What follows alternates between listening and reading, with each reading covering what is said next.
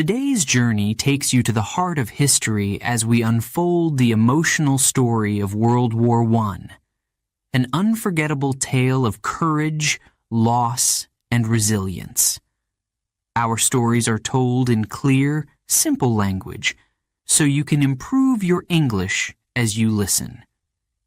If you enjoy this story, hit like and leave a comment below. Your support helps us bring you more content you love.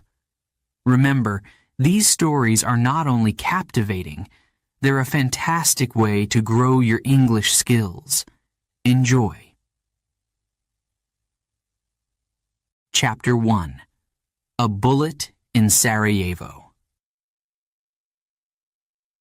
The morning sun spills over the city of Sarajevo, its warm light touching cobbled streets, crowded markets, and ancient walls. June 28, 1914, a date that feels like any other. But today, there's a strange tension in the air. People can feel it, whispering in corners, exchanging glances that speak of something more than excitement, something closer to fear.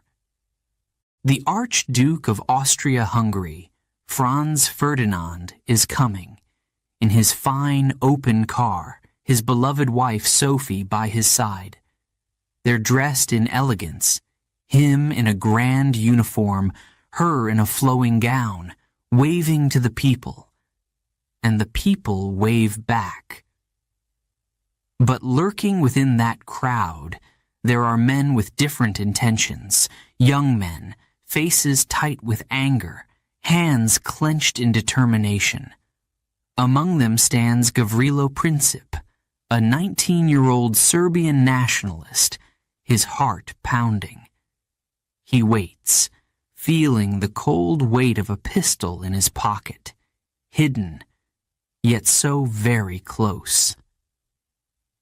The carriage turns the corner slow and open, passing rows of people cheering, and then it stops. A mistake, a hesitation. The driver takes the wrong turn. Franz Ferdinand calls out to him, "Stop!" But it's too late. There, in that split second, the young man steps forward, hand shaking yet steady, aiming with all his anger, his fear, his conviction. His finger pulls the trigger. Bang! One shot, and then another. The crowd gasps, horror flashing across their faces as they see the Archduke slump forward, his once confident face twisted in pain and disbelief. Sophie falls beside him, her dress stained red. The cheers turn to screams.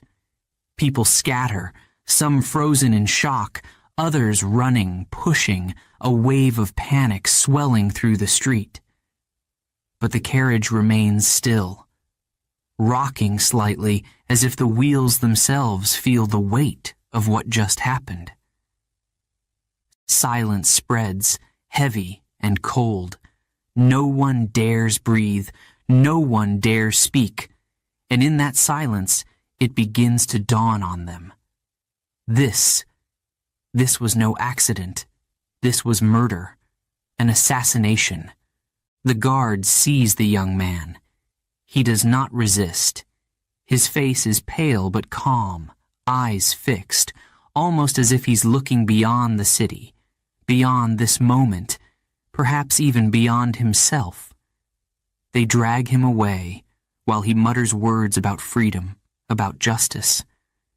But there's no cheering for him, no applause, only faces twisted in shock, in horror. This is not the victory he dreamed of.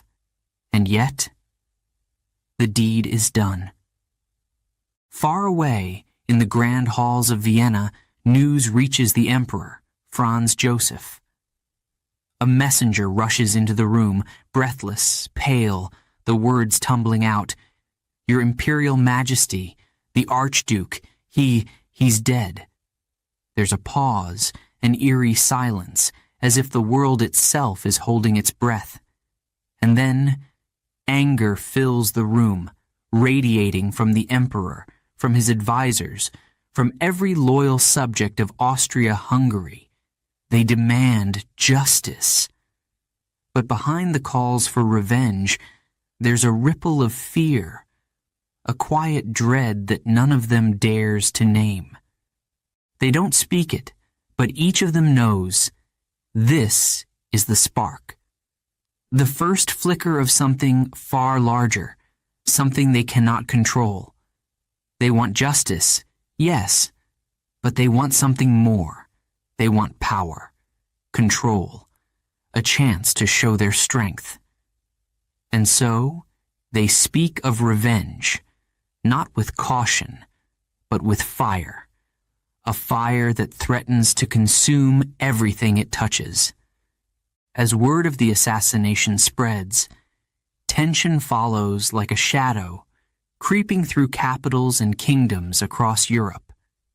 In Serbia, there are whispers of pride, of success, mixed with caution. They know what they've done, but they do not know what it will bring. Russia listens closely, watching Serbia, its small ally, wondering, how far should they go to protect it? In Germany, Kaiser Wilhelm II is silent, but only for a moment. Then he makes his choice. His voice is strong, full of confidence as he speaks to Austria-Hungary. We will stand by you, no matter what. The blank check is given, a promise that will turn this spark into a blazing inferno. The streets of Europe buzz with gossip, with rumor. Merchants, students, soldiers, mothers, all of them feel the weight of it, this sudden tension. Something big is coming, something unstoppable. Alliances that were once whispers in royal courts are now chains, binding countries together, pulling them closer to war. But the people can only guess, only imagine.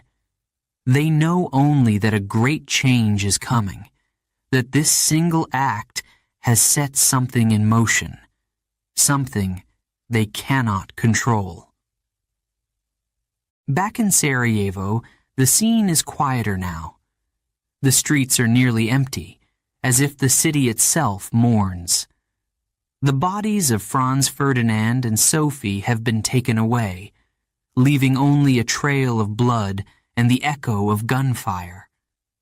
Shops are shuttered, doors locked, and yet the silence remains. Only the faint sounds of soldiers' boots can be heard, a reminder of what's been lost and of what's to come. In Austria, the emperor sits, his heart heavy, his mind racing. He knows he must act. This is his chance to make history, to show the world his empire's might. But in the stillness of the night, when he is alone, doubt creeps in. The weight of his choices presses down on him, for he knows, somewhere deep inside, this is more than a single assassination. This is a path from which there may be no return. And so, as dawn approaches, as the world turns toward a new day, Europe stands on the brink. The air is thick with fear, with uncertainty, with the quiet dread that fills the hearts of men and women across the continent. They know not what the future holds, only that everything has changed. And so begins the journey, the path paved in secrecy, in fear, in ambition. For this bullet, fired on a warm June day in Sarajevo, has set in motion a fire that will consume nations, alter lives, and write a chapter in history that none will forget. The world holds its breath. Chapter 2. Whispers of Revenge. A chill sweeps through Vienna's imperial palace, reaching even the deepest, quietest rooms. News of the Archduke's assassination has traveled fast, echoing from one marble hall to the next, seeping into every heart. Advisors and ministers gather in tight clusters, faces pale, voices low. They speak of revenge, of retribution, of making Serbia pay. The rage is almost a living thing, hanging thick in the air, a storm waiting to break. In the center of it all stands the emperor himself, Franz Joseph, a man accustomed to loss. But this is different. He stares into the distance, his face unreadable, his hands clenched. His heart aches, not just for his nephew, his blood, but for his empire, for the insult he cannot ignore. A flicker of hesitation crosses his mind, but it is soon drowned out by the voices around him, voices full of fire and fury. "The time has come," one advisor says, his voice sharp and trembling. "This cannot go unanswered. They took our Archduke, our future." Heads nod, fists clench, and the whispers of revenge grow louder, swelling into an angry hum that fills the room. But behind those angry words lies something darker. A thirst, not just for justice, but for power, for control. They do not merely want Serbia to answer. They want to crush it, to show the world the strength of Austria-Hungary. Some try to urge caution, but their voices are drowned out. "What message would it send if we did nothing?" another argues. "Serbia must pay. The world must see our strength." And in that heated room, where each face is twisted with anger, doubt begins to vanish, replaced by a grim determination. They all know that one small step could tip them into chaos. But the desire to act, to respond with force, is stronger than their fears. In the shadowed corners of the palace, there are quieter voices, voices that ask, "What of Germany? Will they stand by us?" The question lingers, heavy, unanswered. For though Germany and Austria-Hungary are allies, this is something different. It is one thing to be allies in peace, but in war? A decision of this scale needs certainty. And so, a message is sent to Berlin, quick and urgent, seeking Germany's support. Meanwhile, in Berlin, another storm is brewing. Kaiser Wilhelm II, tall and proud, receives the message. He reads it once, then again, and a strange look crosses his face. He could pull Austria back. He could hold them from the brink. But instead, he pauses. The whispers around him echo in his mind. Austria-Hungary is their ally, their loyal partner. If they abandon them now, what does that say of German honor? And so, without hesitation, he offers them a promise. "Whatever you need, you will have," he says, his voice steady, his gaze unwavering. He calls it a blank check, a promise of full support no matter the cost. It is a momentous decision, a line crossed, a bond sealed.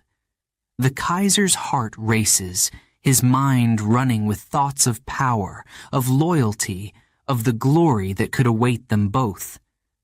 But beneath that surface, there is a faint tremor of doubt. Is this the right path?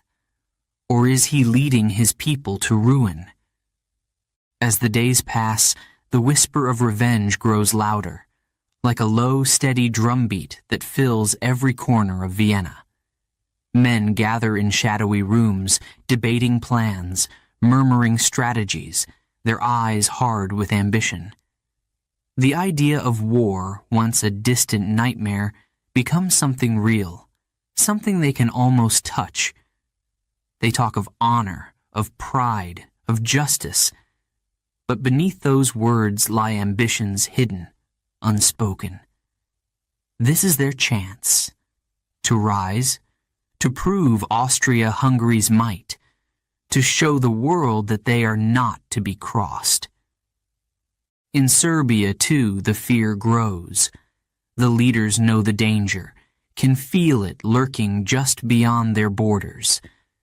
They look to Russia, their powerful ally, hoping, praying for support. Will Russia come to our aid, they ask, voices filled with worry. But Russia is cautious. Tsar Nicholas II hesitates, torn between loyalty to Serbia and the fear of what this could mean for his empire. His advisors warn him, a single step into this conflict could draw all of Europe into war.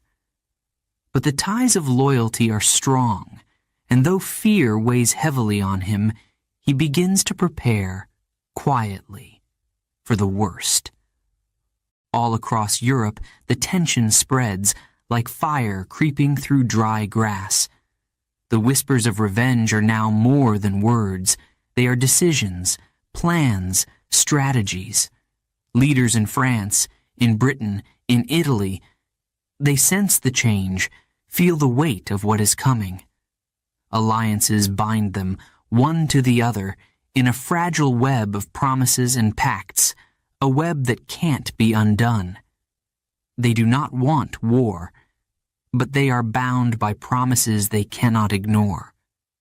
As Austria-Hungary prepares to strike, more soldiers are called to arms, the sounds of marching boots filling the city streets. The people watch, silent, faces tense, uncertain. Some cheer, but many watch with fear, with quiet dread. Mothers hold their children closer, wives look into their husbands' eyes, seeing the question neither dares to ask. For they all know, once these men march, there may be no return. In secret letters and hushed conversations, leaders across Europe make their plans, calculating their next moves like pieces on a grand, deadly chessboard. They are driven by fear, by pride, by the belief that if they hesitate, they will be left defenseless. The whispers of revenge have become a thunderous demand, a call for action that will not be silenced. And as July draws to a close, the final decisions are made. Austria-Hungary sends Serbia an ultimatum, a list of impossible demands. The world watches, breathless, waiting for Serbia's response. Leaders across Europe tense, hearts pounding as they await the reply. They know, if Serbia refuses, there will be no stopping the avalanche that follows. The letter arrives in Serbia. Leaders read it, faces pale, hands shaking. They know what this means. They know the cost. Their people, their country, everything they love. It hangs in the balance. But the demands are impossible. To accept would be to bow in humiliation. To refuse is to choose war. And so they answer, hoping for peace, preparing for the worst. As Vienna receives the reply, the palace is silent, tense. The message is clear, and in that moment, they all know. War is no longer a whisper, no longer a distant fear. It is here, real and unstoppable. A decision is made, the first step taken. The whispers of revenge have become a roar. Europe holds its breath, waiting. Chapter 3. Germany, an ally awaits. A letter arrives in Berlin, its contents urgent, the words heavy with the weight of war. Austria-Hungary has finally decided they will not back down. They are ready to go to war with Serbia, ready to make them pay. But for that, they need support. They need Germany. The message is clear, a desperate plea wrapped in words of alliance, loyalty, and need. In his palace, Kaiser Wilhelm II sits, the letter in his hands, his face unreadable. He reads it again, slowly, each word sinking in, each sentence more certain than the last. This is it, the moment he has waited for, perhaps even hoped for.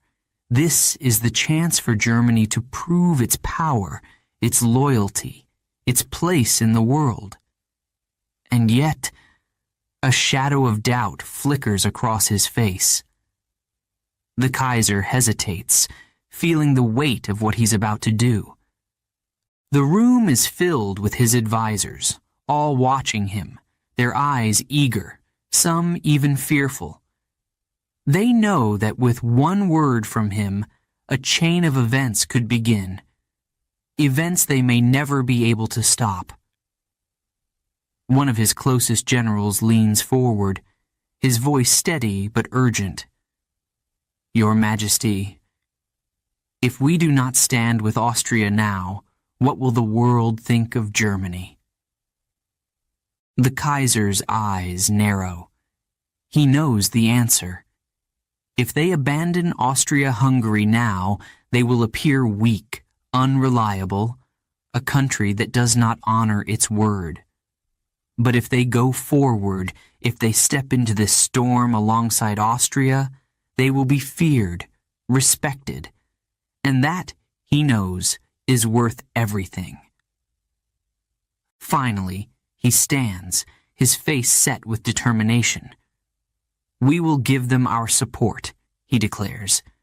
His voice is firm, filled with certainty. We will stand by Austria-Hungary, whatever the cost. The words are spoken, the decision made, and the room fills with nods of approval, murmurs of pride.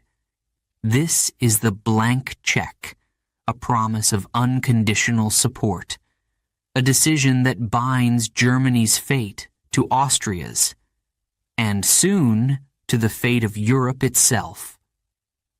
The news spreads like wildfire through Berlin, filling the air with a mixture of pride and fear. Soldiers begin to gather, factories hum to life, preparing for a war that many can only imagine. In the streets, men talk of honor, of loyalty, of duty. Some are eager, faces alight with dreams of glory. But others are silent, their faces shadowed with dread, sensing the darkness that lies ahead. And yet, behind the grand speeches, the declarations of support, there is something else, a feeling of secrecy, of hesitation. For as Germany prepares to march forward with Austria, they know that their every move is being watched. Eyes across Europe are upon them, waiting, questioning. In Russia, in France, in Britain, leaders read the same news, their hearts pounding with a mixture of anger and fear. They know what this means, know that with Germany's support, Austria-Hungary has become a dangerous force, a force that could drag the entire continent into chaos. In Russia, Tsar Nicholas II receives word of Germany's pledge to Austria-Hungary. He stands in his grand palace, hands trembling as he reads, his face growing pale.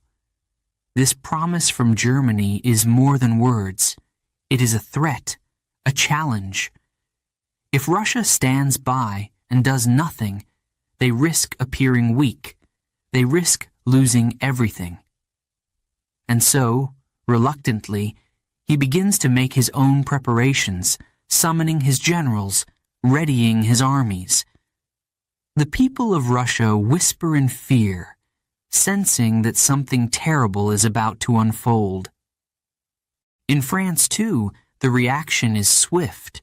The leaders know that if Germany moves, they may be next. Memories of old conflicts rise, the image of a powerful Germany haunting them, filling them with a fierce need to defend, to prepare. They begin to strengthen their borders, rally their allies, and look toward Britain, hoping, praying for support. Britain watches, quiet and cautious. The leaders hesitate, not wanting to commit to war, hoping that somehow, some way, this storm will pass. But as they see the movements of Germany, the growing strength of Austria-Hungary, they begin to understand that staying out may no longer be an option. And as all of Europe watches, Germany prepares, each soldier, each citizen feeling the weight of the Kaiser's decision. Some believe in his vision of a powerful, unstoppable Germany, one that will lead Europe into a new era. Others worry that he is leading them to disaster, to a conflict that will destroy everything they have built. The air is thick with secrecy, with whispered conversations, with questions that none dare answer. The world is on edge, standing at the edge of a cliff. And Germany has just taken the first step forward. In Berlin's royal halls, there is a quiet moment, a brief pause in the whirlwind of preparations. Kaiser Wilhelm looks out over his city, his empire, his people. For a moment, his face softens, his eyes filled with something close to sorrow. He knows that this decision, this choice to support Austria-Hungary, is more than a political move. It is a choice that could mean life or death for millions. And yet, he cannot turn back. The promise has been made, and he will not break it. As night falls over Berlin, the city feels a strange calm, a silence before the storm. But in the quiet, there is an unspoken understanding, a knowledge that the path has been set. Germany is ready. The promises have been made, the alliances formed, and there is no going back. The people feel it, in their hearts, in their bones, a sense that everything they know, everything they love, is about to change. All across Europe, from the snowy streets of St. Petersburg to the bustling avenues of Paris, people feel the same tension, the same dread. They know that Germany's decision will not stand alone, that it will bring answers, responses, that each country will have to choose to fight, to flee, or to fall silent. And so, with Germany's promise to Austria-Hungary, the wheels of war begin to turn. The soldiers are ready, the leaders resolved, the alliances set.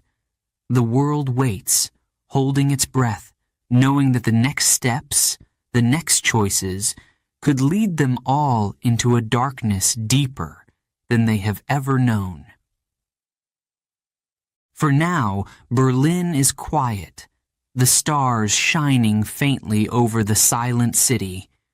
But soon, very soon, the silence will be shattered. The whispers will turn to cries, and the world will tremble beneath the weight of Germany's decision. And as the Kaiser turns away from the window, he knows, in the deepest part of his soul, that the future has been sealed. The countdown to war has begun. Chapter 4. Web of Alliances. The heart of Europe, once beating in harmony, now races with tension, each pulse a warning of what's to come. Across borders and behind closed doors, nations sit in silence, watching, waiting, each bound to another by ties, old promises, hidden fears, and alliances woven long ago. Austria-Hungary has moved, backed by Germany's promise, their blank check of support. But now, the consequences of those alliances, whispered in halls and inked on old paper, begin to unravel. The fragile peace that once held Europe together starts to crack, each country feeling the pull, the pressure of obligations they cannot ignore. In France, the news hits hard. A letter arrives, words marked by urgency, each line a reminder of the pact they made with Russia. If Russia marches to support Serbia, then France, too, must prepare, ready to face the giant to the east, Germany. French leaders gather, faces drawn, each of them realizing the price they may have to pay. For them, it is not just a choice of war or peace. It is a question of loyalty, of honor. And though fear tightens their throats, they know that the time for hesitation has passed. French soldiers are called to arms. The air is filled with the sounds of marching, of the clatter of equipment being readied, of young men saying quiet goodbyes. They do not know what lies ahead, only that they must follow orders, that they must be ready. In Paris, the city of light, the mood darkens. Whispers fill the streets, spreading from cafe to cafe. People glance at each other, questioning, wondering. Some are filled with pride, others with dread, but all feel the weight of what is coming. Meanwhile, in Russia, the decision is equally grim. Tsar Nicholas sits in his grand gilded palace, yet he feels the cold chill of uncertainty. Russia has long been allied with Serbia, bound by a shared history, by a sense of Slavic unity, by promises made under the weight of tradition.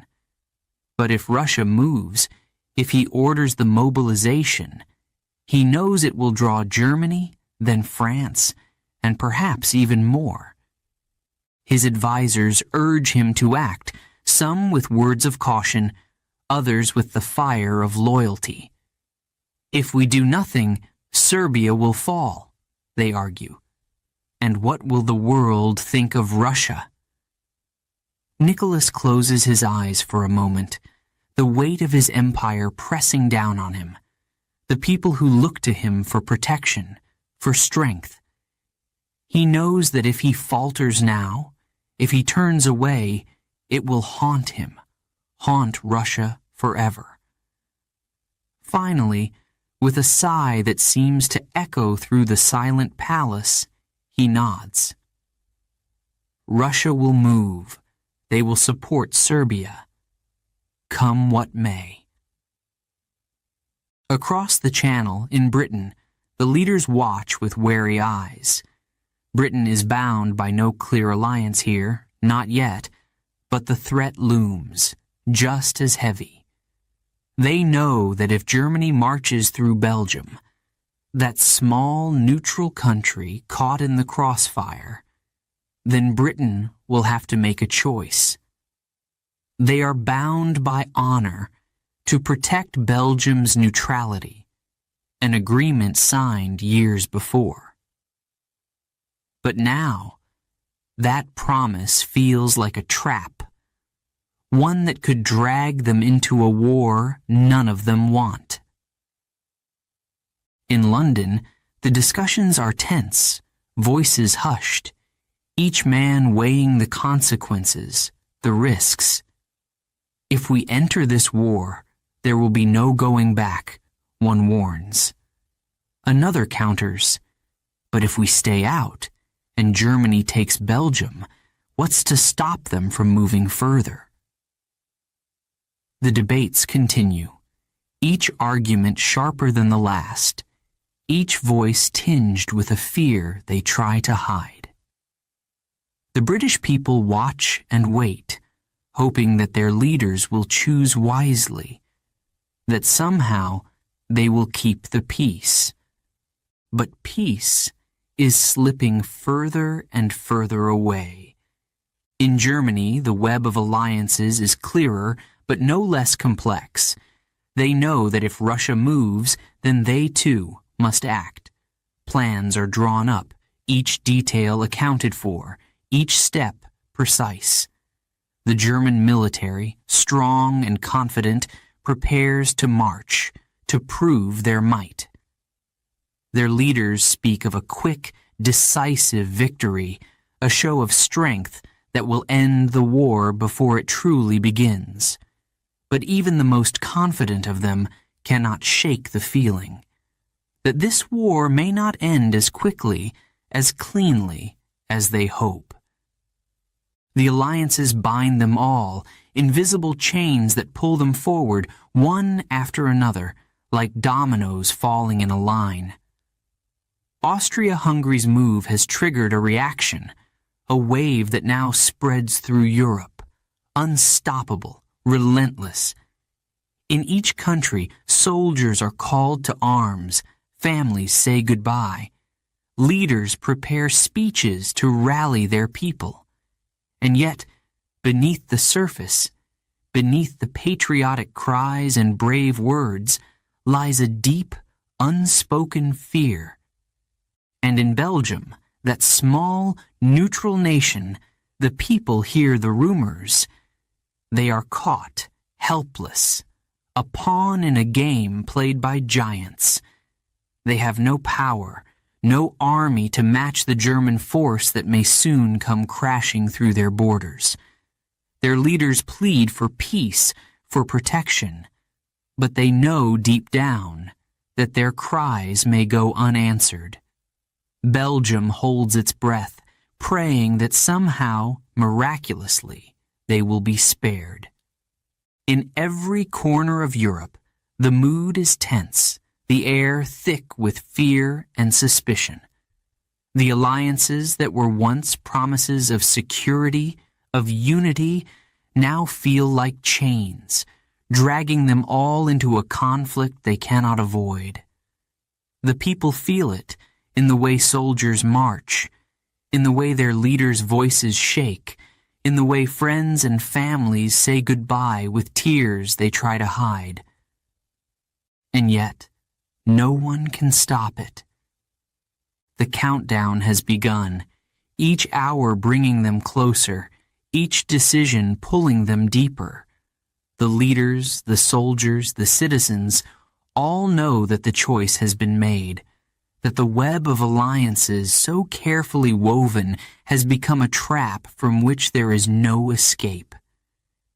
In the shadows of Vienna, Berlin, Paris, and London, whispers of doubt grow louder. Some still hope for peace, for a miracle that will end this madness before it begins. But hope, like a candle in a storm, flickers and fades. And as the clock ticks closer to midnight, the world stands on the edge, knowing that soon, very soon, the storm will break. The web of alliances meant to protect them all has done the opposite. It has bound them, one to the other, in a fate they cannot escape. The world waits. Chapter 5. A Standoff in St. Petersburg. The night is cold in St. Petersburg, the grand halls of the Winter Palace quiet, shrouded in shadows. But inside, tension hangs thick, pressing down on every room, every corridor. Tsar Nicholas II sits in his study, his face pale, his hands trembling slightly as he reads yet another letter, this one from Serbia. The message is clear. They need his help. If Russia does not act, Serbia will be crushed by Austria-Hungary, and with Germany's support, they stand no chance. Outside, the city rests under a thin layer of snow, but within these walls, there is no peace. Advisors, generals, ministers, all gather in the Tsar's chambers, their voices low, urgent, each one carrying the same plea. We must act, Your Majesty.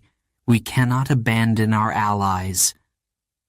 The Tsar nods, but his face is drawn, his eyes distant. He knows what they're asking, knows that if he moves, if he mobilizes the army, it will not be a simple gesture of support. It will be an invitation to war. Yet, how can he turn away? Serbia is Russia's ally, their Slavic brothers.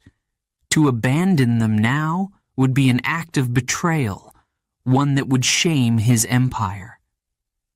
As Nicholas stares out the window, his mind races. The snow falls gently, silently, but his heart feels anything but calm. What if this war spreads, he mutters to himself, almost as if speaking to the cold night. He remembers the warning of his father, who told him once that alliances are like chains. If one breaks, the others follow. He never understood those words, until now. A cough breaks his thoughts, and he turns to see one of his oldest advisors, an older man with a face worn by years of service. Your Majesty, he says softly, if we do not act, if we let Austria march into Serbia unchecked, what will that say of Russia? How will our people, our allies, remember us? Nicholas closes his eyes. He knows the answer, of course, but knowing the answer and choosing to act on it are two very different things. His generals are already preparing, ready to mobilize the army at his command. They want to send a message, a warning to Austria and Germany. They want the world to see Russia's strength. And yet, a small voice inside him whispers of caution, of restraint. He thinks of his family, his wife, his children. They sleep peacefully, unaware of the weight he carries. If he chooses war, he knows that they too will pay the price. But if he hesitates, Russia's honor, her power, her place in the world could be lost forever. At last he rises, the decision heavy but clear. We will begin mobilization, he says, his voice steady, each word measured. A ripple of relief spreads through the room. The advisors nod, some with pride, others with grim satisfaction. This is the choice they wanted, the choice they urged him to make. But in the silence that follows, a new tension fills the air, a dread that none can deny. As the news spreads through St. Petersburg, a mixture of fear and excitement grips the city. Soldiers gather, their uniforms gleaming, their faces solemn. Mothers hug their sons, whispering blessings, some even trying to hold back tears. Fathers stand proud, yet inside, their hearts break. They all know this mobilization is not just a message, it is a step toward war, a war that may reach far beyond Serbia, beyond Austria, beyond Russia. In a small house at the edge of the city, a young soldier named Ivan sits with his family. His mother holds his hand tightly, her eyes filled with worry. Promise me, Ivan, promise me you'll come back. Her voice breaks, and Ivan looks down, his own face shadowed with fear. He doesn't know what to say. He doesn't know if he can keep that promise. Instead, he simply nods, hoping that somehow it will be enough. All over Russia, the scene is the same.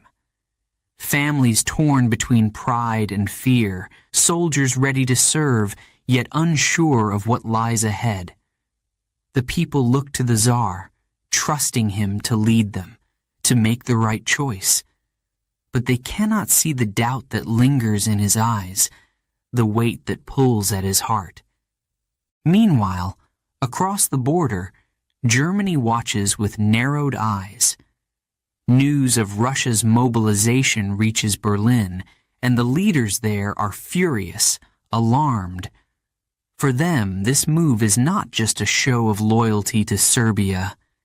It is a direct threat, a challenge they cannot ignore.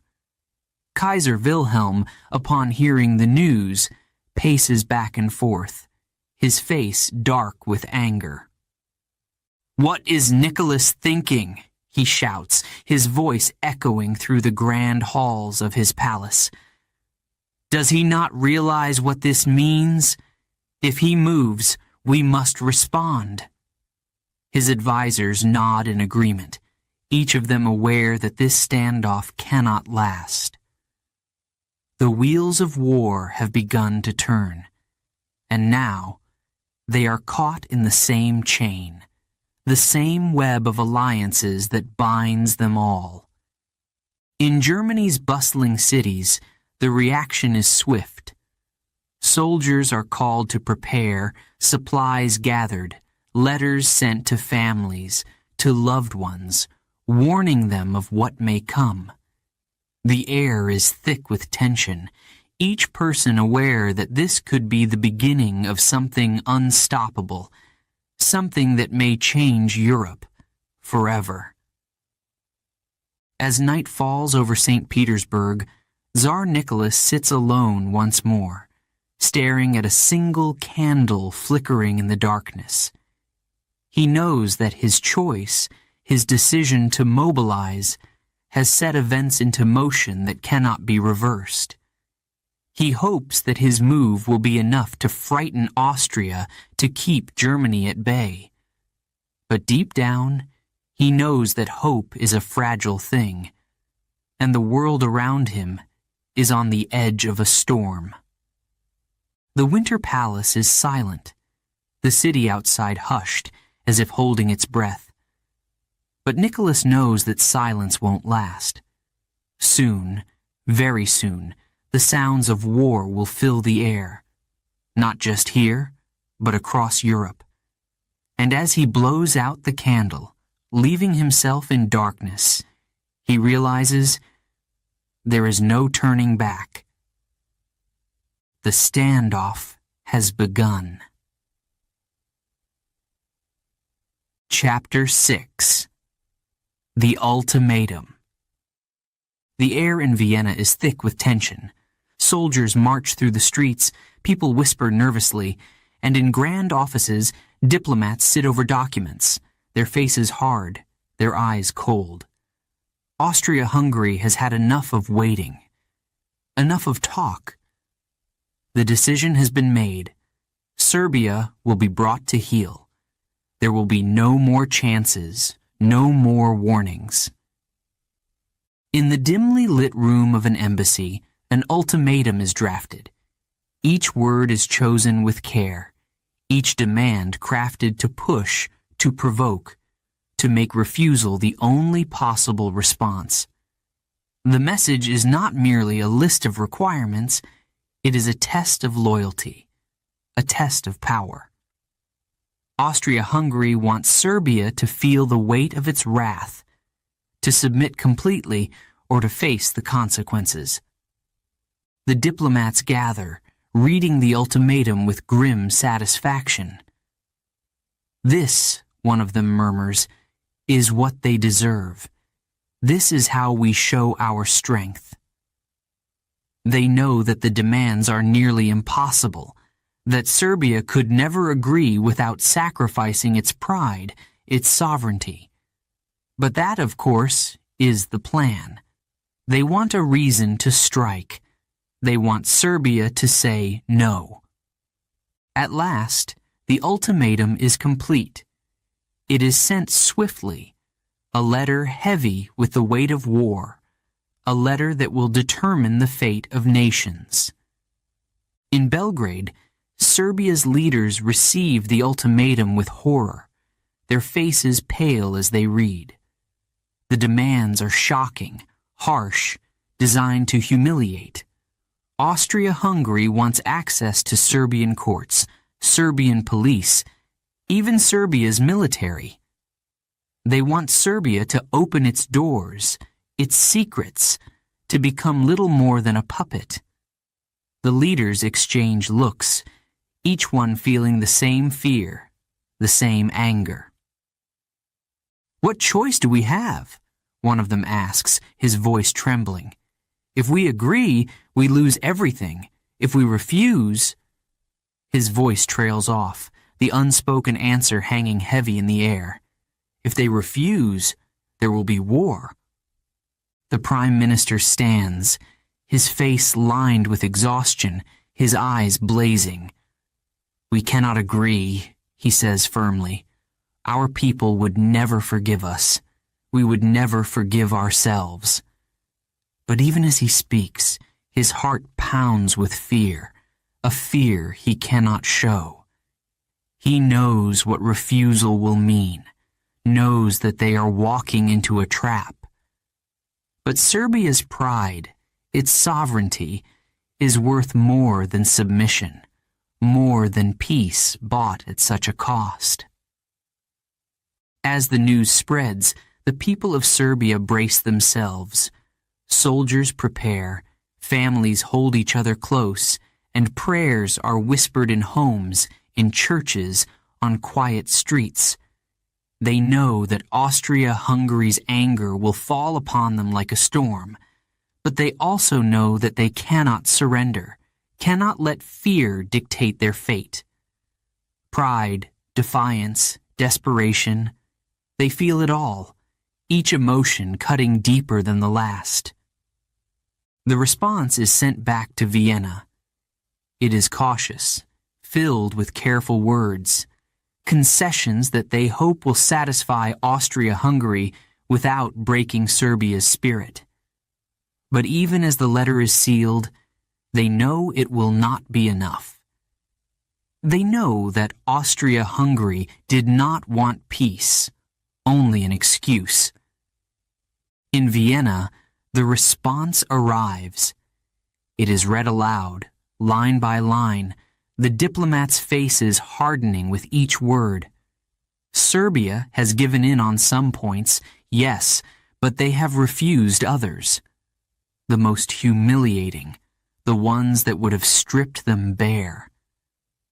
Austria-Hungary's leaders exchange nods, and a cold smile spreads across one diplomat's face. "This is it," he says softly. "This is our reason. This is our answer." Across Europe, the tension builds. The news of the ultimatum and Serbia's response reaches Russia, Germany, France, Britain. Each country braces itself, watching, waiting, feeling the dark shadow of war loom ever closer. The alliances tighten, like knots being pulled with every new twist, every new demand. In St. Petersburg, Tsar Nicholas II reads the ultimatum and Serbia's reply, his face filled with dread. He knows what this means. He knows that Austria-Hungary's next move will be to declare war.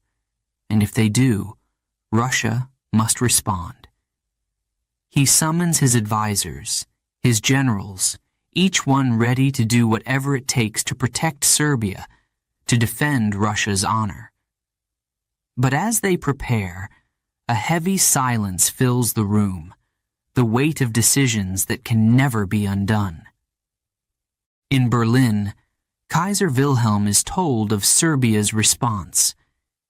He feels a strange mixture of satisfaction and fear. Satisfaction, for he has prepared for this, has promised Austria-Hungary his support. But fear, because he knows that this will be no small fight. This will be a conflict that could shake the world, could destroy everything they have built. But the path is set, and the wheels of war turn faster. And in Paris, in London, leaders gather in shadowed rooms, their voices low, their faces grim. They know that if Russia moves, if Germany follows, they too will be drawn in. Britain watches especially carefully, for they have pledged to protect the neutrality of Belgium, a small country caught in the middle of this growing storm. If Germany marches through Belgium to reach France, Britain will have no choice but to act. The world holds its breath. In Belgrade, the people brace themselves, watching the horizon, listening for any sign of what's to come. Soldiers stand guard, families wait in silence, the city alive with tension. The ultimatum was a warning, a threat, but they have made their choice. They will not surrender. They will not bow. And in Vienna, the decision is made. Austria-Hungary will declare war on Serbia, a declaration that will echo across the continent, pulling each country closer, each leader forced to decide, to stand back, or to stand by their allies. The ultimatum has done its work. It was never about peace, never about negotiation. It was a challenge, a demand that could only end one way. And as the sun rises over Europe, the final preparations are made. Soldiers march, ships ready, supplies gathered. In every country, people feel it, a sense that the world they knew is slipping away, that something terrible, unstoppable, is on the horizon. The declaration of war arrives in Belgrade, a message of doom sealed in a single envelope. The leaders read it in silence, their faces set, their hearts heavy. They have known all along that this was coming, yet seeing the words in black and white makes it real. Serbia is at war. Austria-Hungary has made its move, and now the entire world stands on the brink. And so the countdown ends. The whispers of war become a roar, a cry that will spread across continents, across oceans, drawing each country, each soldier, each family into the heart of a storm they cannot escape. The ultimatum has done its work, and now the war begins. Chapter 7. Countdown begins. The declaration has been made. Austria-Hungary is at war with Serbia. The words travel like wildfire across Europe, sparking fear, outrage, and a sense of inevitability. In every capital, the news brings a ripple of reaction, a rising tension that grips each leader, each soldier, each family. The countdown to a larger war has begun. In Vienna, the mood is fierce, triumphant. The people cheer in the streets, waving flags, shouting slogans of pride and power. But behind the cheers, there is a tremor of fear, a shadow of doubt. The leaders know they are no longer in control. With each passing hour, the possibility of a larger conflict grows, and they wonder, how far will this go? In St. Petersburg, Tsar Nicholas II receives the news. The message sits heavy in his hands, each word a blow to his hopes for peace. He looks around at his advisers, at his generals, each one waiting, watching, holding their breath. Russia has promised to protect Serbia. But the Tsar knows the cost of that promise. If he moves now, if he sends his soldiers to the borders, it will not be a small conflict. It will be a war. a war unlike any they have known. His advisers urge him on. "We must mobilize, Your Majesty. We cannot abandon our allies." The Tsar nods slowly, reluctantly, his mind torn. He sees the faces of his people in his mind, their hopes, their lives, and he knows. This choice could tear his country apart. But he cannot turn away from Serbia, from his duty, from his pride. Finally, he makes the choice. "We will mobilize," he says softly, his voice carrying the weight of his decision. The countdown to war moves faster. As the order spreads, the people of Russia feel the shock. Soldiers begin to gather, supplies are loaded, and young men say goodbye to their families, their voices choked with fear and pride. Across the vast stretches of Russia, the news spreads, each town, each village feeling the tension, the dread. Mothers weep, wives hold their husbands, and children look on, eyes wide with confusion, with fear. They know only that something dark is coming, something that will change their lives forever.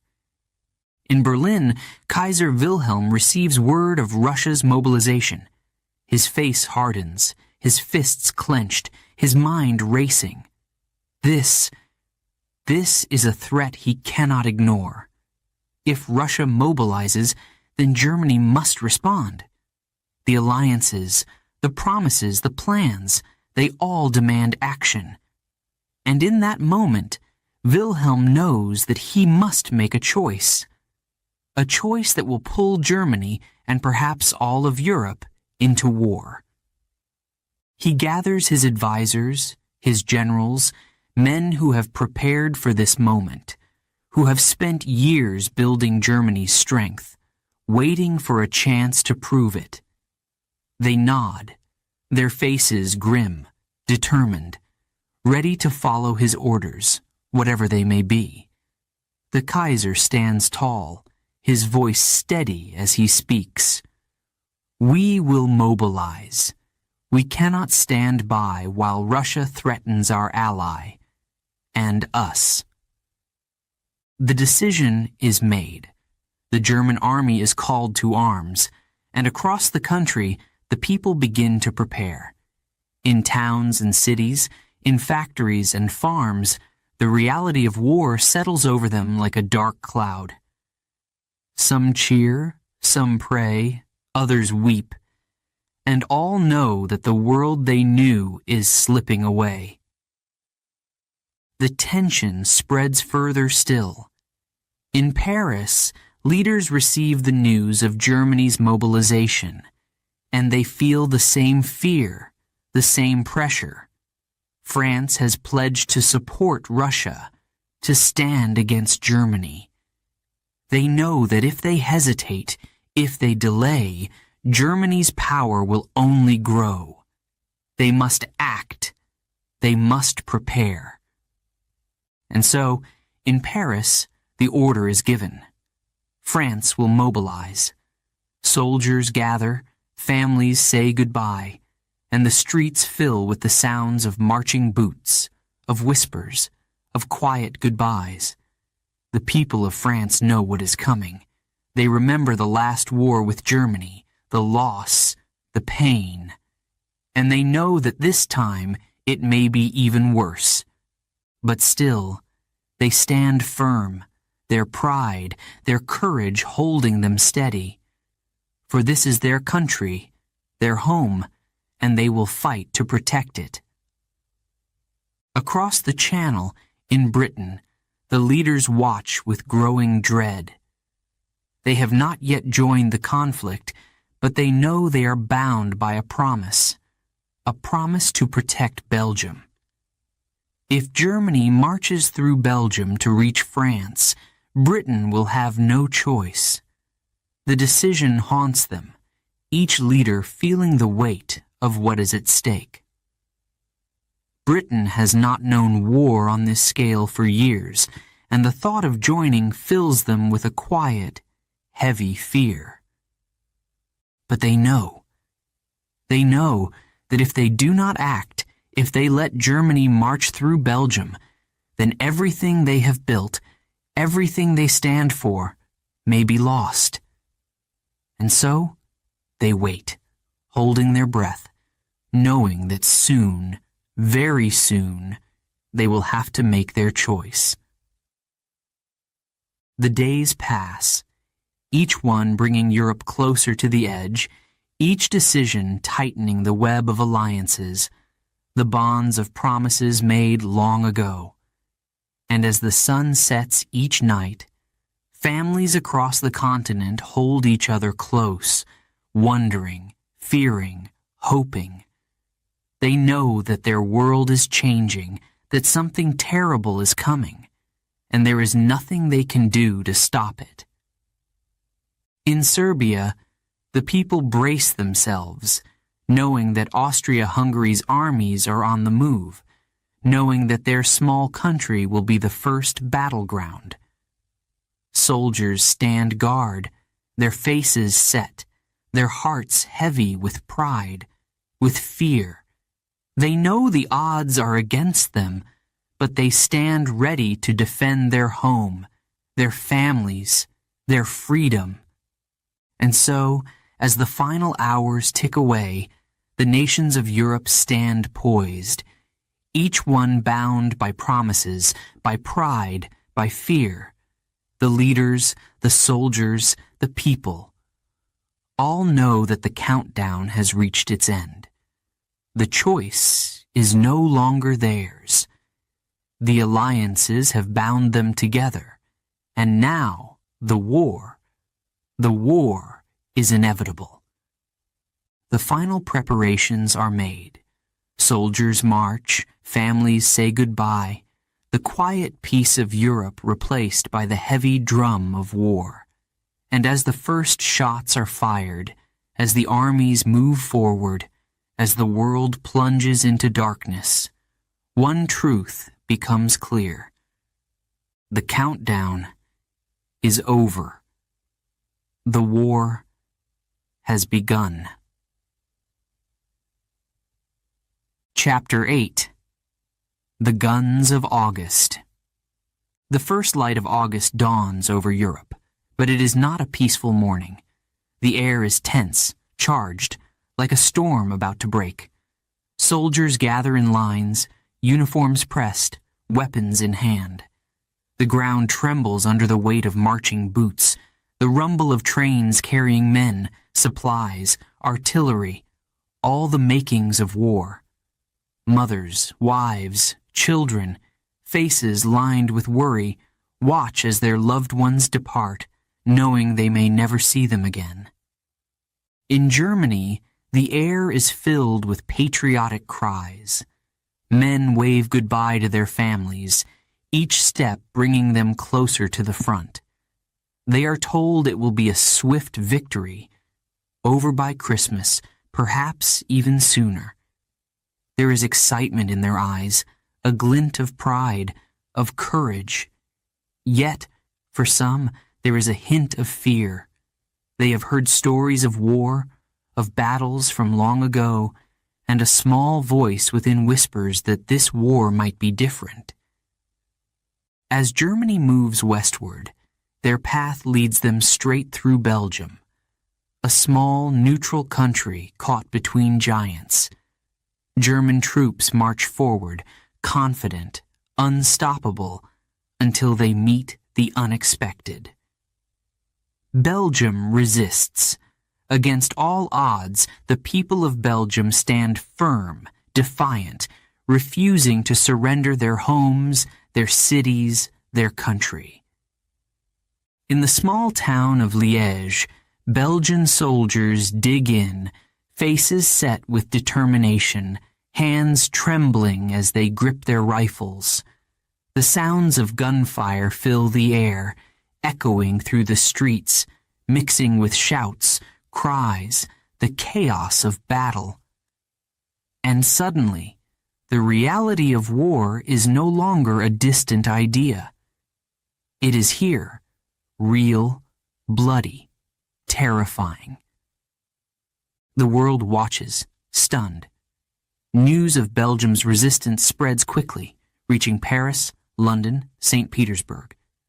The people are inspired by Belgium's courage, but they are also afraid. If Germany will attack a neutral country so fiercely, what else are they willing to do? In London, the leaders gather, the tension almost unbearable. Britain had hoped to stay out of the conflict, to remain a spectator, but they cannot ignore the invasion of Belgium. They are bound by a promise to protect its neutrality. The choice is clear, yet it is still a difficult one. At last, Britain declares war on Germany. The decision reverberates through the city, through the entire country. The people gather in the streets, a mix of cheers and silence, faces etched with pride and fear. They know what this means, know that Britain is now committed, that there is no turning back. Young men line up outside recruitment offices, eager to do their duty, to protect their homeland. The excitement is contagious. Even boys too young to serve try to join, hoping to be a part of something larger, something grand. But beneath the excitement, the gravity of the moment presses down on them all.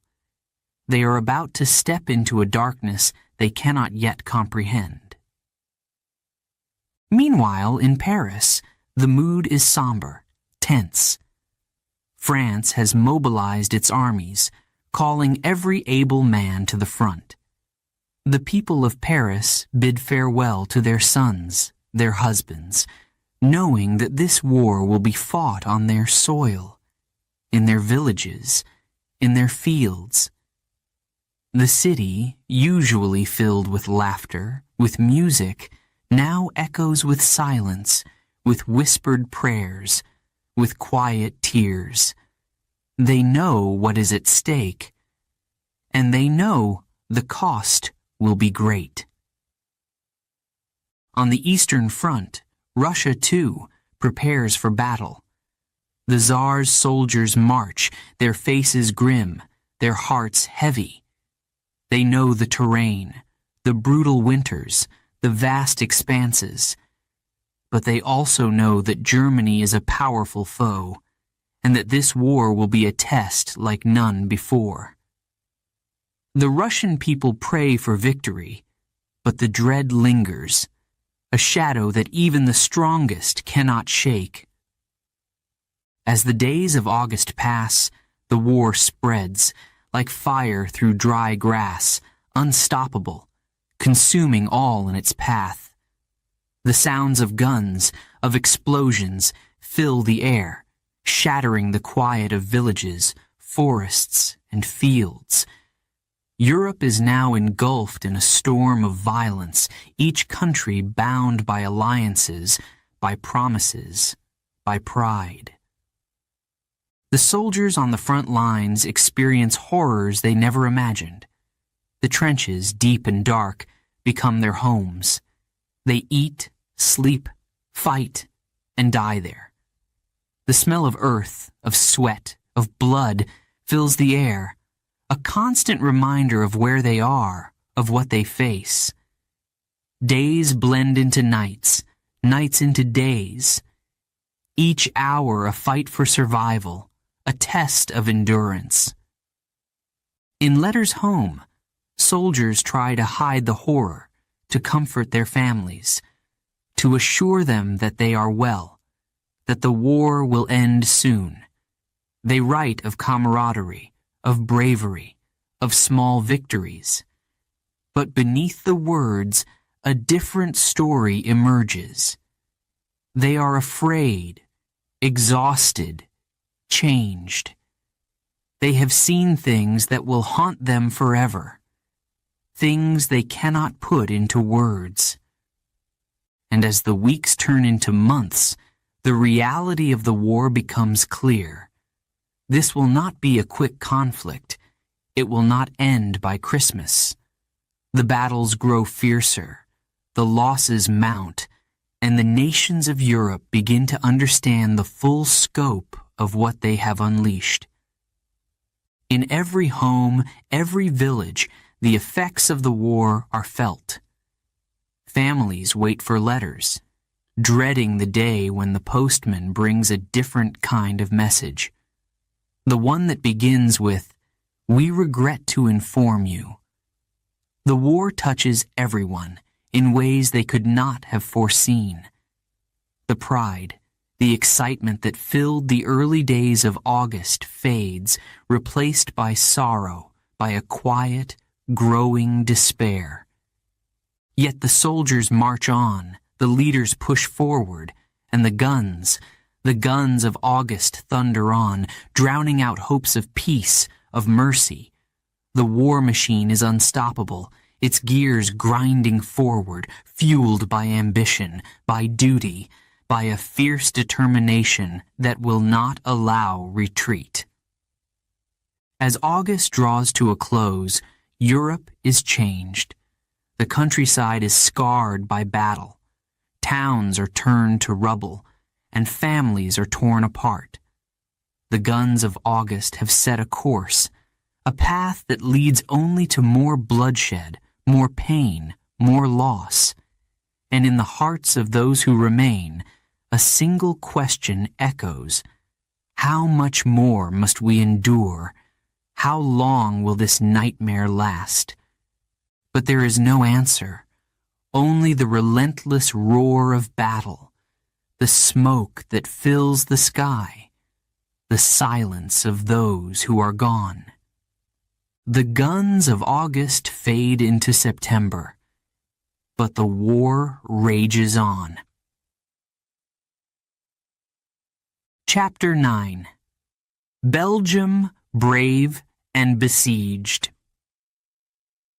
In early August, the quiet fields and villages of Belgium awaken to the thunder of marching boots, the rumble of artillery, and the sight of German soldiers advancing through their homeland. Belgium, a small and neutral nation, stands in the way of Germany's path to France.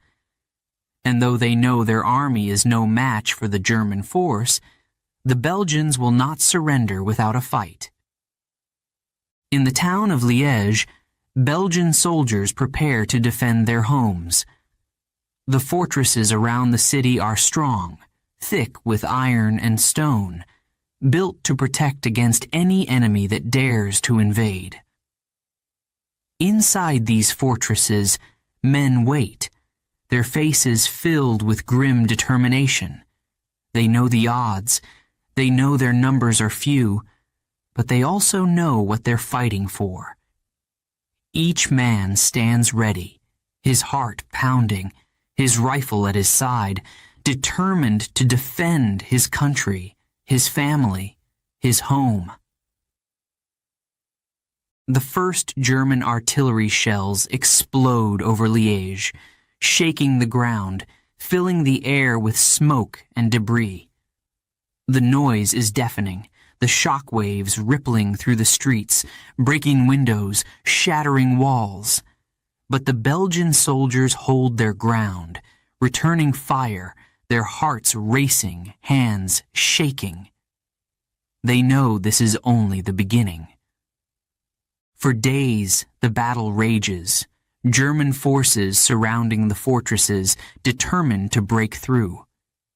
But Liège will not fall easily. Each day brings new attacks, new waves of soldiers, each one more relentless than the last. Yet the Belgians, outnumbered and outgunned, refuse to yield. Inside the forts, in the trenches, the men endure, barely sleeping, barely eating, every sense sharpened by the constant threat of death. Outside the city, civilians listen to the distant roar of battle, fear and pride mixing in their hearts. They know their soldiers are fighting, holding back the invaders, and they cling to the hope that somehow they will hold.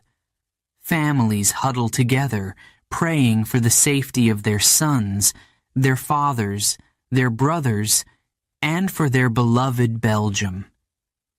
But Germany will not be stopped. They bring out their heaviest weapons, enormous cannons capable of breaking through even the strongest fortresses. Big Bertha, they call them, monstrous guns that fire shells so large they shatter the earth itself. The Belgians watch in horror as the cannons roar, as their mighty forts crumble under the relentless assault. Each explosion shakes their courage, but they refuse to abandon their posts, refuse to surrender. The streets of Liège become a war zone, rubble scattered, buildings destroyed. Yet still, the Belgians fight. Ordinary people join the soldiers, fighting in any way they can, using whatever they have.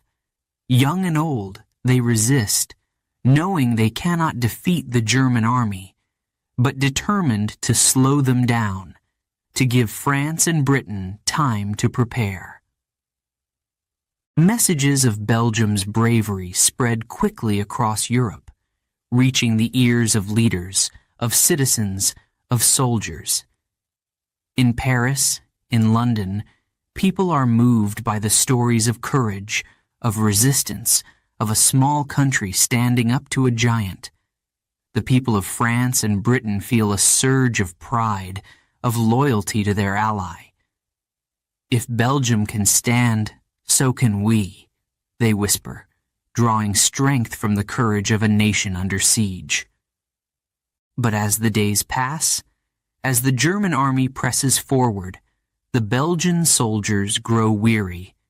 Exhausted, hungry, injured, they continue to fight, clinging to every inch of their homeland.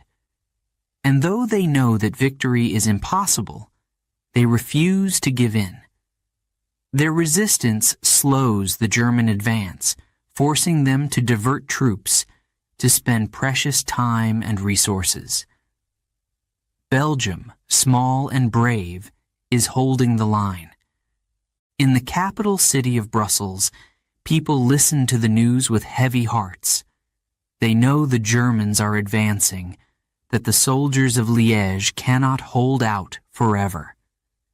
Families wait in silence, children clinging to their mothers, each day bringing news of more battles, more losses. And yet, there is a sense of pride, a fierce, unbreakable loyalty to their country, their flag. They will not bow, not willingly, not without a fight. Finally, after days of brutal combat, the German forces break through. Liège falls, its fortresses reduced to rubble, its soldiers wounded, captured, or worse. The German army continues its march through Belgium, leaving destruction in its wake. Villages burn, families flee, the sound of gunfire echoing through the countryside. But the spirit of Belgium remains unbroken. The stories of Liège's bravery, of the soldiers who fought until the end, inspire a fierce pride in every Belgian heart. And though the German army moves forward, though they claim victory over the forts, they cannot claim victory over the spirit of the people. As the German soldiers push toward France, they leave behind a country scarred, wounded, yet defiant. Belgium's sacrifice is not forgotten. Across Europe, leaders, soldiers, citizens honor the courage of this small nation. They know that Belgium has bought them time, that the resistance in Liège has slowed the German advance, that Belgium's bravery has given them a fighting chance. In London, in Paris, people rally around the stories of Belgium's heroism. Soldiers enlist, inspired by the tales of defiance, of loyalty, of courage.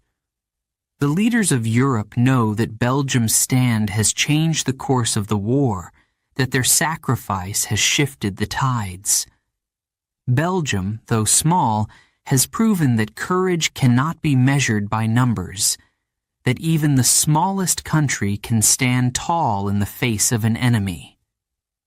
And as the German army moves onward, the people of Belgium rebuild, their hearts filled with a fierce, unbreakable pride. They may be occupied, their towns and cities may be scarred, but their spirit remains free.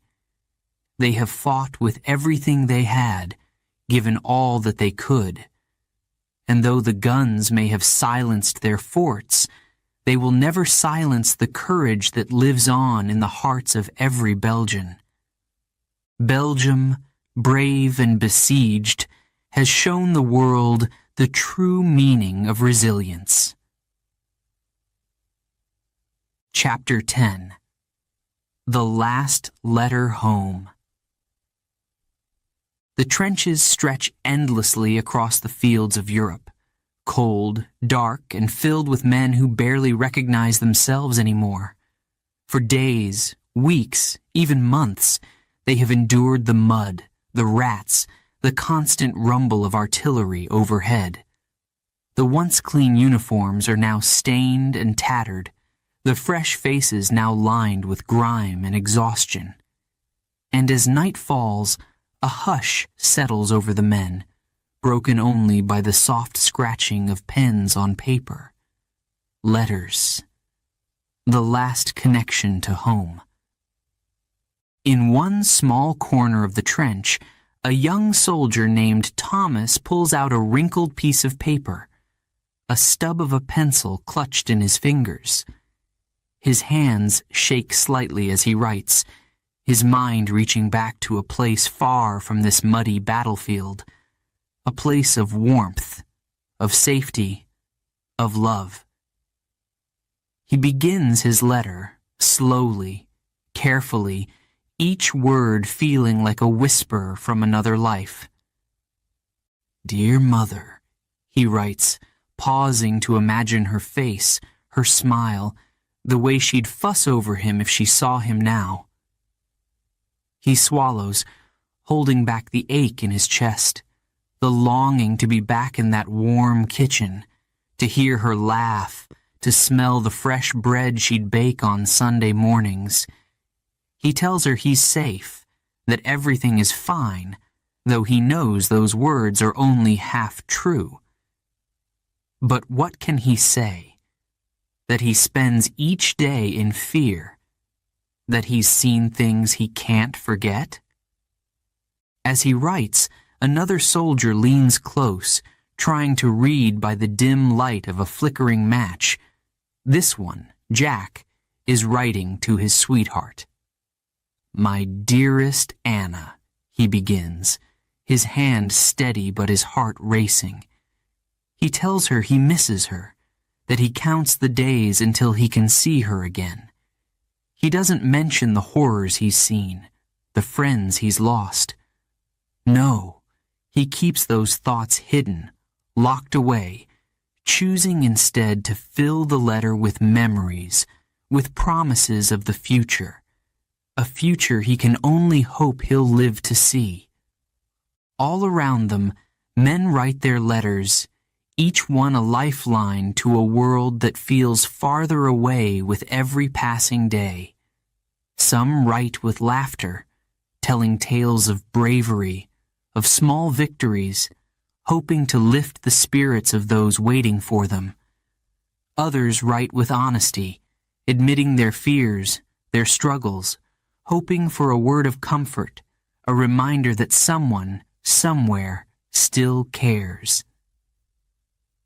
Thomas pauses, his pencil hovering over the page, his mind caught between truth and hope. He wants to tell his mother everything, the fear, the cold, the nightmares that keep him awake. But he knows it would break her heart. And so, he writes the words she wants to hear, words that will bring her peace. even if they cannot bring him the same. Across the trench, another soldier, only 19, stares at his letter, unfinished, unsure of what to say.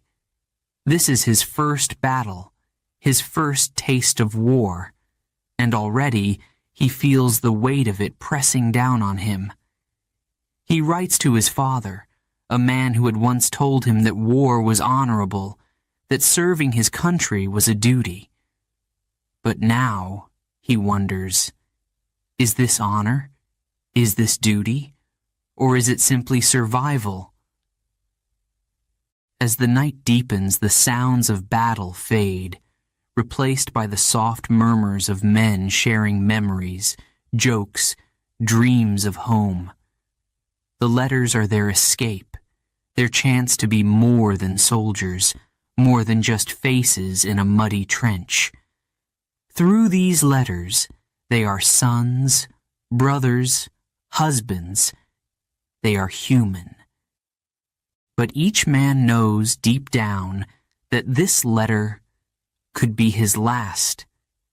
They see it in each other's eyes, in the way they hesitate before sealing the envelope, in the way they hold the letters close for just a moment longer, as if by doing so, they can somehow keep part of themselves safe.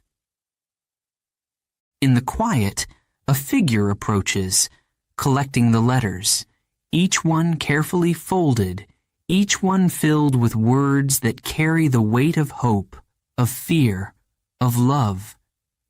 Thomas hands over his letter, watching as it disappears into the satchel, as if part of him is being carried away. He closes his eyes, imagining his mother's face as she reads it, the comfort it will bring her, even if it cannot erase her worry. The soldier collecting the letters moves on, disappearing into the darkness, carrying with him the hearts of hundreds of men. They know these letters may never reach home, that the journey is long, dangerous, but they hold on to the hope that somehow, some way, their words will make it. The next morning dawns, cold and gray. The men wake, stretch, prepare for another day of fighting, of survival. They have no choice but to continue, to face whatever comes, to stand beside each other in the face of fear. And as they march forward, as the sounds of gunfire fill the air once more, they carry with them the memory of those letters, the knowledge that somewhere, someone is waiting for them, someone believes in them. For the soldiers, the letters are more than words on paper. They are promises, promises to return, promises to survive, promises of a life beyond the trenches. And though many will fall, though many will never see those promises fulfilled, they hold them close, each word a light in the darkness. As they march, as they fight, as they endure the endless days of war, they carry those letters in their hearts, letters filled with love, with hope, with everything they cannot say out loud. And in those quiet moments, in the stillness between battles, they find strength in those words, strength to continue, strength to believe that one day they will return home. But for now, all they can do is fight, survive, and hold on to those letters, those last precious words from a world they may never see again. Chapter 11. Blood and Mud. The trenches stretch out like scars across the earth, dark, wet, endless. The air is thick with the smell of mud, sweat, and something darker, the unmistakable stench of war. The men crouch low, shoulders hunched, eyes wide with exhaustion and fear. For months they have lived in these ditches, carving out a life in the shadows of death. And now, it seems, this muddy wasteland is all they know. As dawn breaks, a faint light spills over the battlefield, casting long shadows across the trenches. Men stir, pulling themselves up from the cold ground, wrapping their thin jackets tighter against the biting chill. The silence is eerie, heavy, as if even the world itself holds its breath, waiting. But each man knows it will not last. A whistle sounds, sharp, piercing, and suddenly they are up, climbing the ladders, pushing themselves over the edge and into the open. The ground is wet, slick, sucking at their boots with every step. They push forward, hearts pounding, rifles gripped tightly in hands that tremble despite their resolve.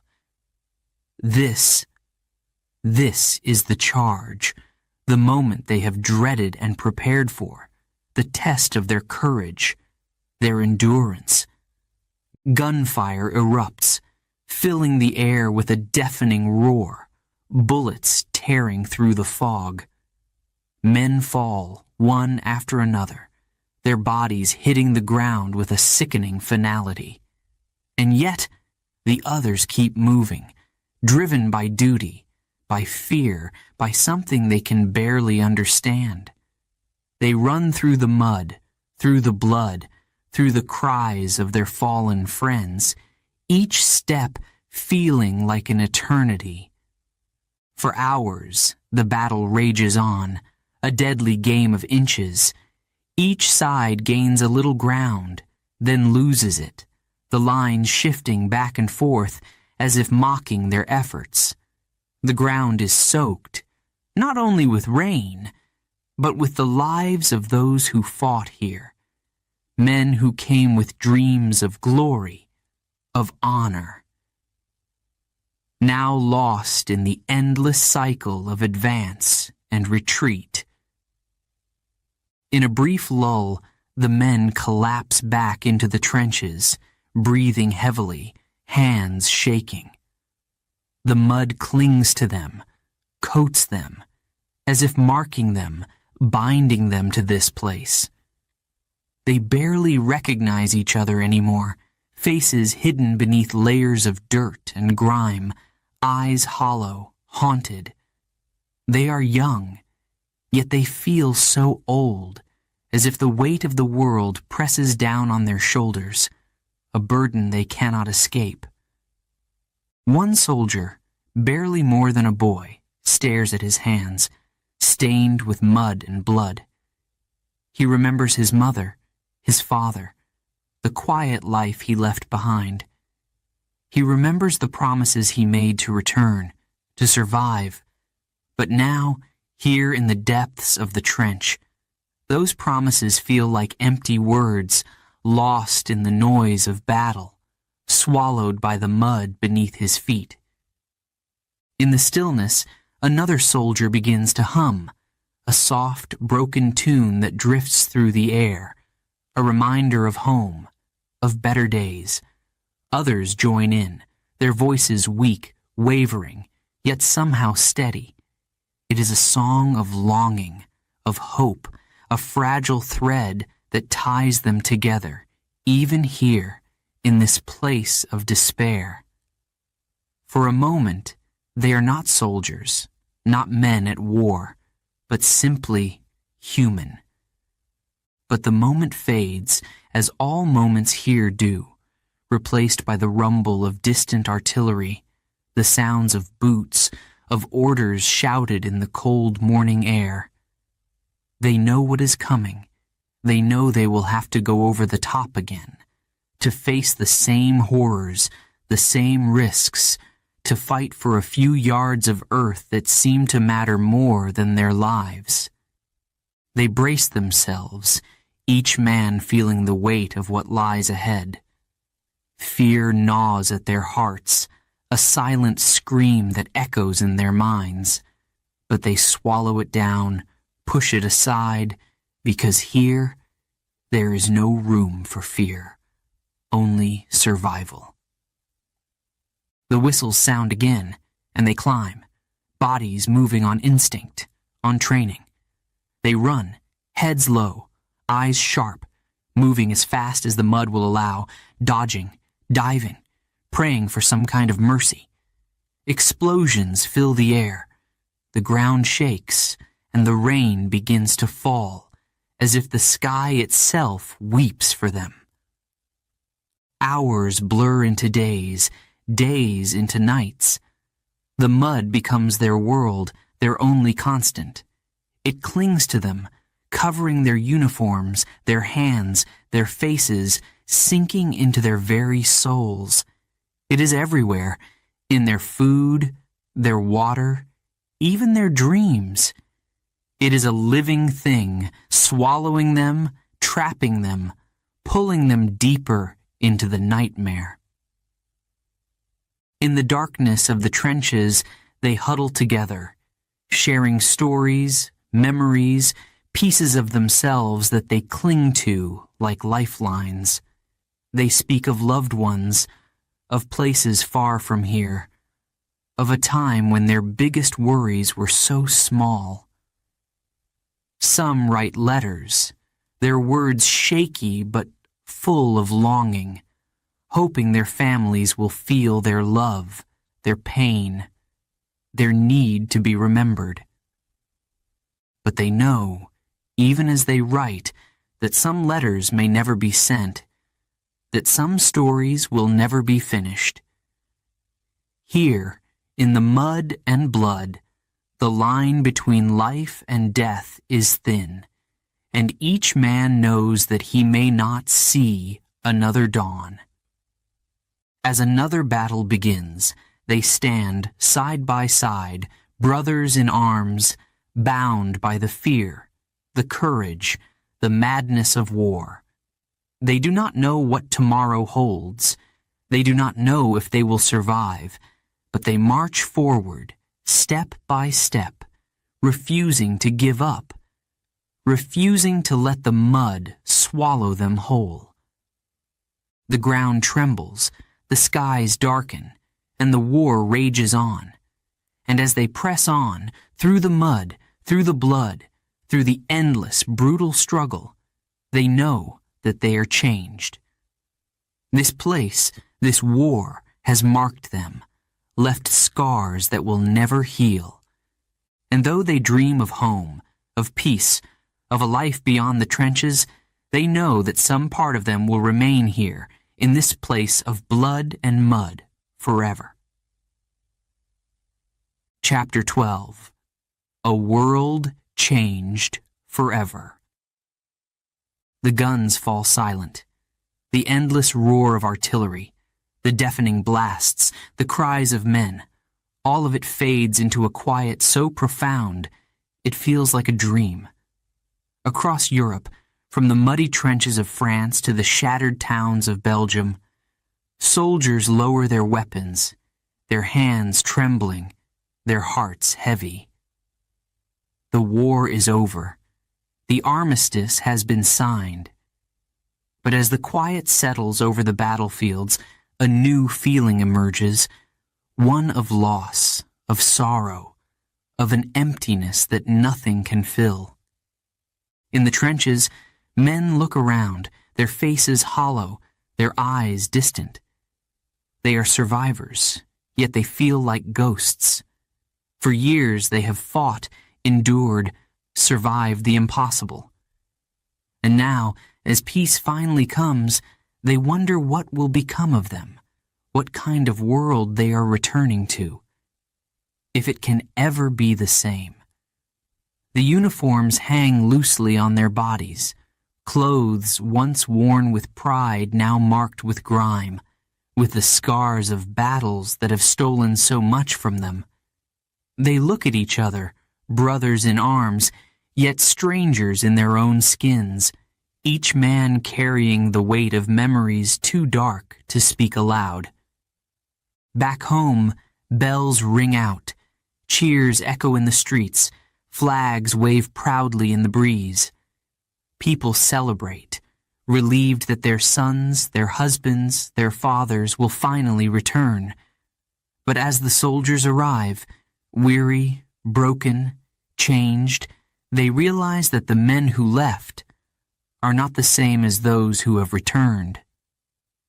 The streets are filled with laughter, but the men walk in silence, their eyes seeing a world that no one else can understand. They look around, feeling as if they are strangers in a land they once knew, a land that feels untouched, unmarked by the horrors they have seen. Families gather, embracing their loved ones, wiping away tears, murmuring words of joy, of love. But in each reunion, there is a quiet pause, a recognition of the distance that war has placed between them. Mothers hug sons who are no longer boys. Wives kiss husbands whose hearts have been hardened by survival. Children cling to fathers they barely recognize, feeling the weight of a grief they cannot name. The world has changed, and so have they. Across Europe, cities lie in ruins, towns reduced to rubble. Fields that once bore crops now bear only scars, deep, blackened wounds in the earth. Villages once filled with life now stand empty, silent. The people walk among the ruins, touching broken walls, staring at empty windows, feeling the loss of everything they once held dear. There is relief, yes, but also sorrow, a deep, aching sadness that fills every corner, every quiet street. In Paris, in London, in Berlin, leaders gather, their faces serious, their hearts burdened. They know that peace has come, but they also know that the price of that peace is beyond measure. Treaties are signed, borders redrawn, reparations demanded. Words are spoken of rebuilding, of moving forward, of creating a world where such a tragedy will never happen again. Yet beneath the promises, there is a flicker of doubt, a recognition of wounds too deep to heal with words alone. As the months pass, soldiers struggle to find their place in this new world. They try to return to their lives, to find meaning in the everyday moments they once took for granted. But the memories linger, haunting them in quiet moments, in dreams that bring them back to the trenches, to the mud, to the faces of friends who will never come home. Some find solace in family, in work, in the rhythm of life, but others cannot escape the shadows, cannot forget the horrors they have endured. In quiet moments, they gather in small groups, sharing stories, sharing the weight of their memories, finding comfort in each other's presence. They do not speak of glory, of honor. They speak of survival, of loss, of a world that has changed in ways they cannot fully understand. They are bound together, not by medals, but by scars. Scars that will remain long after the world has moved on. The war has ended, but its effects ripple through every life, every nation. Europe is forever altered, its people bearing the weight of grief, of anger, of a resolve to never let this happen again. They speak of peace, of rebuilding, of creating a world where the horrors of war will never return. Yet they know, deep down, they know that the world they knew is gone, and the future remains uncertain. As the years go by, the memories of the war fade from the minds of some, but for others, they remain as vivid as ever. The survivors, the families of those who never returned, the children born in a world scarred by conflict. They carry the legacy of the war, a legacy of pain, of strength, of resilience. And in the quiet moments when the world is still, they remember. They remember the friends they lost, the lives that were changed, the sacrifices that were made. They remember the sound of the guns, the feel of the mud, the weight of hope that sustained them through the darkest days. They remember, and they vow to never forget. For though the guns have fallen silent and the world has begun to heal, the echoes of the war live on. They live on in the hearts of those who survived, in the families of those who were lost, in the silent monuments that mark the fields where so many fell. The world has changed forever, and so have they.